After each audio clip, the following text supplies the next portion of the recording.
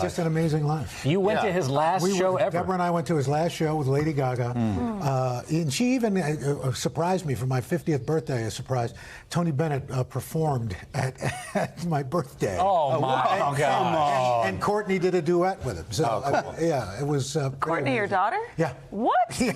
Okay, none of us have any stories to compete with that. What was he like to spend time around? He's just amazing, and he's such a generous guy. And he was New York, I remember one day, literally, I'm on 5th Avenue and 57th Street, and this guy, hey, Al. And I look, and it's Tony Bennett. That's wild. It's just really amazing. He was a friend of the show. He did the Christmas tree lighting a number of times. He was just unbelievable. 70 albums and recording with every other music star out there. Just I think Carson, he just always managed to stay within that pop culture.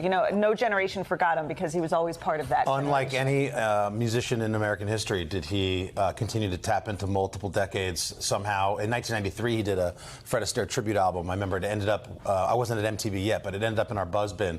So he had a great relationship with Amy Winehouse. He struggled, as Morgan's reporting is spot on. He was out of it for 10 years. He was he had an addiction issue in the 70s, came back and was resurgence in the 80s, and just amazing. And it was never about Tony Bennett. It was always about the Great American Songbook. He was always trying to point to the Gershwins, to the Cole Porters of the world, trying to give homage to where the great songwriters that came of past. And he did such a great service to new musicians to keep the American musical legacy alive.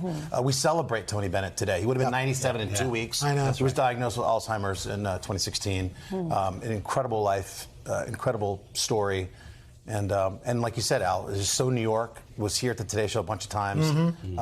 Really fun seeing him and Lady Gaga together. That relationship. It was really fun. It's just really cool. It's like me and my grandparents. Right. I remember I got to sit down with him in his apartment off of Central Park South, and it was all about music and about his painting. And he loved to paint. He was just he really was truly an artist in both vocally and both visually. And I think one really did inform the other, because as such a great painter as he was a really terrific, obviously, music artist. If you haven't seen the conversation they did with Anderson Cooper after he was diagnosed with Alzheimer's, he could barely speak.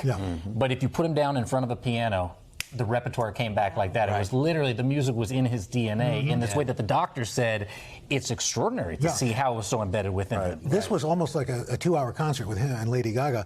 And there was no teleprompter or anything. He just knew the songs, and after he said, "Thank you, you're beautiful." And it was just, we were savoring it because we knew we're never going to, nobody like Tony Bennett's going to come along again. And we're losing that generation who lived and fought through the Second World War, that kind of experience. And I wonder if that really informed their performing. And he certainly was performing during the war. And to think if Bob Hope hadn't seen him that day here in New York City, what could have gone undiscovered makes you think about all the musicians out there if they didn't get that moment, that break. Bob saw what you talked about, Al, the music just coming out of him and set him up. We're all the better for him having been for sure. All right, Carson, thanks for being here. Thanks for having me.